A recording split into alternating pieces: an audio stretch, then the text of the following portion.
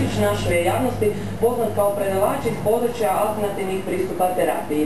50-godišnje iskustvo i teoretska znanja uvrštavaju ga u priznate profesore iz područja autogenog treninga, hipnoze i parapsiholoških fenomena. U studiju pozdravljam profesora Čačića. Dobro večer. Evo, jedna od vaših knjiga je Pobjedi stres, koju upravo držim u rukama. Molim vas, recite nam što se događa u takvom stresu?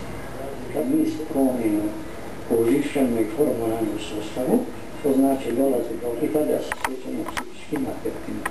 Ta napetost je podloga na kojoj se kasnije razvija različiti simptomi kao glavobolja, nesanica, aritmija, bolovi u zglobovima i mnogi drugi simptomi.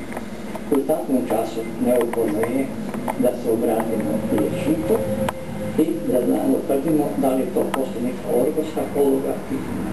Znači, razdraženje koje nastaje u mozgu putem vegetativnog sustava djeluje na sve tjelesne organe. U stresu je potrebna povećana borba za borbu ili bijeg. Na taj način aktivira se više treba biti masnoće i šećera da bi organizam imao snage da može vršiti određeni napor. To će tada doći zbog djelovanja masnoće u krvnim žilama, do sužavanja, do povećanja krvnih pritiska, što su veće indikacije za nastanak angine pectoris, odnosno srčanog udara, moždanog udara.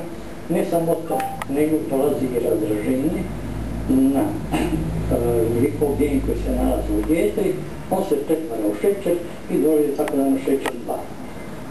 Što učiniti kada se nađemo u takvom začaranom krugu stresa? Kad se nađemo u začaranom krugu stresa, prvo i osnovnom dijelu vratiti se liječniku.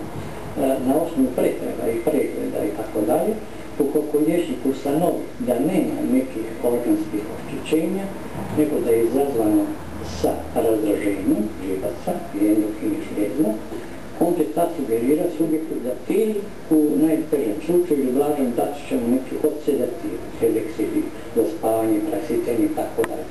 Nažalost, to neće riješiti njegov problem, nego će stvoriti jednu ovisnost i on će opet imati posljedice sa sedativom. To je jedan začarani krug između osjećaja napetosti, razdraženja i simptoma. I tu je jako važno pronaći šta je uzrok i na koji način treba pristupiti.